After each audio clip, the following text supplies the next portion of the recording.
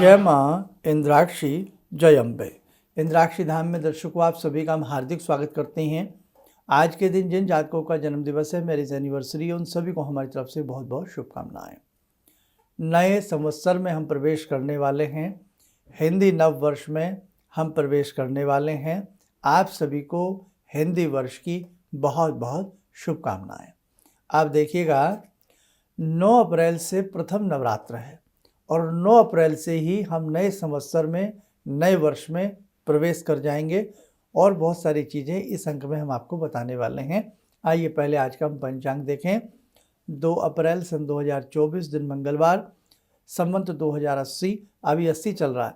चैत्र मास कृष्ण पक्ष, तिथि आज अष्टमी है, नक्षत्र पूर्वाषाढ़ा, राहु काल 3 से 4:30, दिशा सूल उत्तर दिशा। आज 2 अप्रैल है और 9 अप्रैल से 6 दिन मध्य है। 9 अप्रैल से हम नए संवत्सर में प्रवेश कर जाएंगे। 2081 प्रारंभ हो जाएगा और साथ ही नवरात्र प्रारंभ होगा। हमारे ऋषि मुनियों का संयोजन देखिए।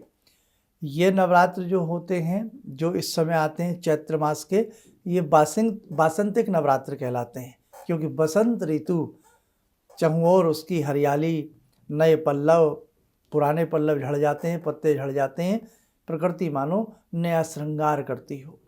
तो ये बासंतिक नवरात्र होते हैं और बासंतिक नवरात्र बहुत बड़े नवरात्र माने गए हैं। वैसे 4 नवरात्र होते हैं, 2 गुप्त होते हैं, 2 मुख्य होते हैं। ये बासंतिक और उधर शारदीय नवरात्र असोज माह के जो आते हैं।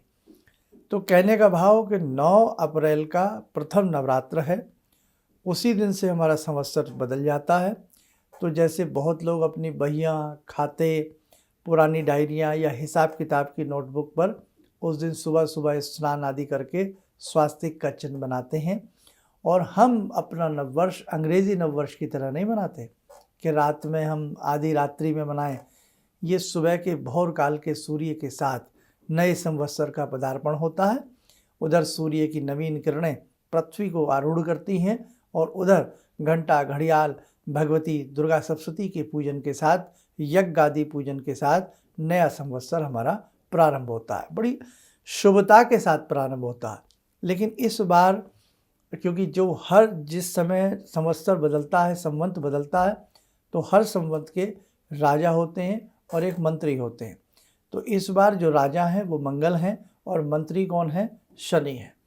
अब ये थोड़ी सी अटपटा सा संयोजन बन रहा है कि राजा मंगल और मंत्री शनि, आपस में मार्स और सैटर्न दोनों ग्रहों की आपस में बनती नहीं है। लेकिन अगर हम कहीं न कहीं विश्व की स्थिति को देखें या भारत की स्थिति को देखें तो मंगल राजा हैं और वास्तव में मंगल को युद्ध का देवता कहा गया है, सेना का नायक कहा गया है, वीरता का सूचक माना गया है।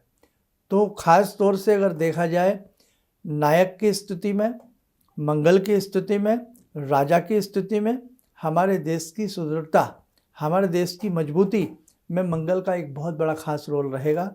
और राजा के जो अपने निर्णय रहेंगे, जो भी राजनीतिक सत्ता में अच्छे पद पर आसीन होंगे, तो कहीं न कहीं उनके फैसले जनता के हित के लिए बहुत अच्छे रहने वाले हैं। लेकिन शनि है मंत्री, तो हाय हुल्ला, टांग खींचना, एक दूसरी बातों को कटाक्ष में ले जाना, ये सिलसिला जरूर रह सकता है। लेकिन आखिरकार इस वर्ष के नए संवत्सर के जो हमारे राजा हैं वो मंगल है, और मंगल वास्तव में शौर्य के सूचक हैं, मंगल वीरता के सूचक हैं। तो बहुत ये देखा जाए तो स्थिति उस हिसाब से तो अच्छी बनती है, कोई दिक्कत नहीं है। और ये जैसे कि 9 अप्रैल से बदल रहे हैं और हमारे इधर सब भारत में ये चुनाव भी हैं, इलेक्शन भी हैं, मई जून तक, मेरे ख्याल में भी जून में इनका रिज़ल्ट आ जाएगा। तो उस स्थिति से, मंगल की स्थिति से हम देखें तो राजनीतिक सत्ता के लिए बहुत बढ़िया है। लेकिन आगे इस संवत्सर का पूर्ण हल क्या रहेगा, मंगल को देखें, शनि को देखें, वो हमने देखो समय रहा तो अलग से एक हम एपिसोड बनाएंगे और संवत्सर के बारे में आपको पूर्ण जानकारी हम देंगे। और दूसरी बात, एक ध्यान और रखें हमारे सभी साधक, कि जब हम नवरात्र की पूजा करते हैं तो आपके यहाँ अष्टमी होती है, आप अष्टमी पर्यंत पूजन करें, यानी कि जो आपको पाठ विधि हम बताएंगे। नवमी होती है तो आप अष्टमी पर्यंत पूजन करें। नवरात्रों में हम किस पाठ को करें, कैसे करें? वैसे तो दुर्गा सप्तशती के 13 अध्याय हैं। अब 13 अध्याय में दुर्गा सप्तशती के जो हम करते हैं, बहुत लोग 13 के 13 अध्याय प्रतिदिन पढ़ते हैं, लेकिन 13 अध्याय पढ़ने से पहले शुरू की चीज़ें जैसे अर्गला, कवच, कीलक आदि, कवच, अर्गला, कीलक आदि तीनों पढ़े जाते हैं। नवारण मंत्र पढ़ा जाता है, सूक्त पढ़ा जाता है, फिर 13 अध्याय पढ़े जाते हैं, फिर नवारण मंत्र की माला की जाती है, फिर रात्रि सूक्त पढ़ा जाता है, फिर हम तीनों रहस्य पढ़ते हैं। ये क्रम रहता है। और एक क्रम रहता है कि दुर्गा सप्तशती के 3 चरित्र हैं, प्रथम, मध्यम और उत्तम। तो हम चरित्र के हिसाब से ही बहुत लोग पाठ करते हैं। पहले दिन प्रथम चरित्र पढ़ लेते हैं, दूसरे दिन द्वितीय, तीसरे दिन तृतीय। एक तरीका ये भी है, लेकिन हम हर साल एक बड़ा ही आसान तरीका आपको बताते हैं कि पहले दिन ये पाठ कर लो, दूसरे दिन ये कर लो, तीसरे दिन ये कर लो। 7 दिन पर्यंत में दुर्गा सप्तशती का संपूर्ण पाठ हो जाता है, कम समय में हो जाता है और बड़ा ही ऑथेंटिक है। तो वो भी मैं 1-2 रोज़ में आपको सारी चीज़ें, नवरात्र विशेषांक बनाने वाला हूँ, वो सारा मैं आपको बता दूंगा, उसको आप देख लीजिएगा। 9 तारीख आने से पहले आप अपने घर को अच्छे से साफ स्वच्छ कर लें। और जितने भी भगवती इंद्राक्षी, भगवती दुर्गा, इंद्राक्षी कौन है? दुर्गा जी का ही नाम भगवती इंद्राक्षी है। समझ गए आप? बहुत लोग हमारे मुँह से सुबह सुबह सुनते हैं जब हम कार्यक्रम देते हैं, जय माँ इंद्राक्षी, बहुत लोग सोचते हैं इंद्राक्षी माँ कौन है? तो दुर्गा जी का ही नाम इंद्राक्षी है, इंद्राक्षी दुर्गा, ये कह लें आप। तो कहने का भाव कि आप अपने अपने घर को अच्छे से साफ स्वच्छ करें। भगवती के नवरात्र आ रहे हैं, अखंड ज्योत लगानी है। कैसे अखंड ज्योत लगाएंगे ये भी बताएंगे। खेती बीजनी चाहते हो, ज्वारी बीजना चाहते हो, तो वो भी सारा इसमें हम बताएंगे। सारी चीज़ें आपको बताते रहेंगे। और घट स्थापना का शुभ मुहूर्त क्या है ये भी आपको बताया जाएगा। और इंद्राक्षी धाम से जितने भी साधक जुड़े हैं, दीक्षित हों या आप केवल हमें सुनते हों, तो भगवती की एक बहुत बड़ी कृपा, भगवती का एक बहुत प्यारा स्नेह, आशीष हम सबको मिलने वाला है। नवरात्र में जगत जननी की जो सेवा करता है, नवरात्र में जगत जननी का जो पाठ करता है, नवरात्रों में भगवती का पहरा घर घर में होता है। हर घर में वो एक बार के लिए ज़रूर जाती हैं, चाहे एक क्षण के लिए जाएं, लेकिन उनका पहरा ज़रूर बनता है। तो इसलिए ध्यान रखना हमारे सभी साथ को, अपने घर को अच्छे से साफ स्वच्छ बनावें, मंदिर को साफ करें। नीचे अगर लाल बाजोट या कोई भी कपड़ा आपने बिछाया है उससे पहले धो लें या नवीन वस्त्र बिछा लें। मिट्टी का कलश लाना है या तांबे के कलश में जल भरना है या स्टील में भी आप जल भर के रख सकते हो, कोई ऐसी बात नहीं है।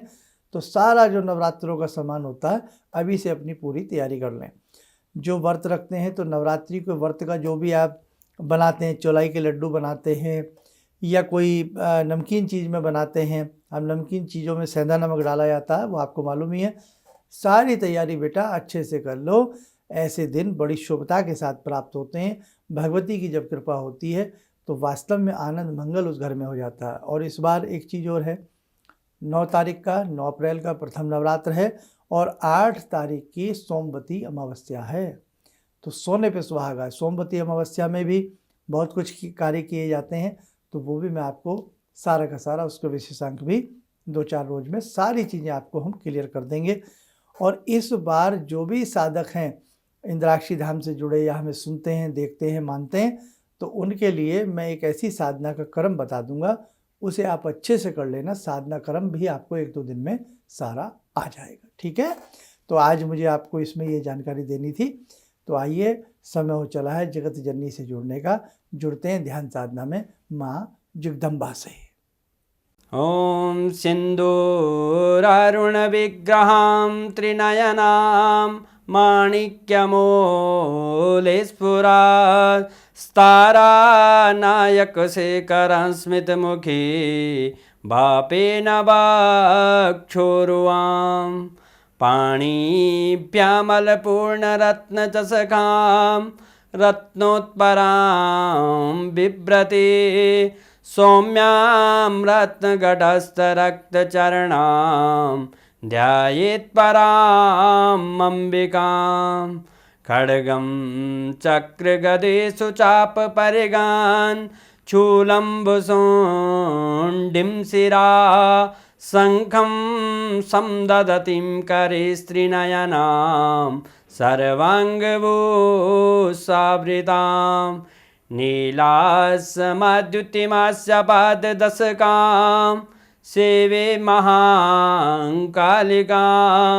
यामास्तो स्वपितैहरो कमलजो हन्तुं मधुं कैटवम् विद्युद्दाम समप्रभां मृगपते स्कन्दस्थितां भीषणां कन्या विहकरवालखेटविलसा धस्ताविरासेवितां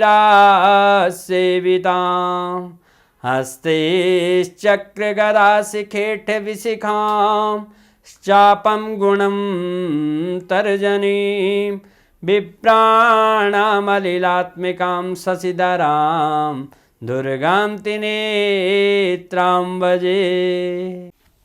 कवच बना लें, ध्यान करें, जगत जननी का शुभ आशीष हम सबके ऊपर बरस रहा है।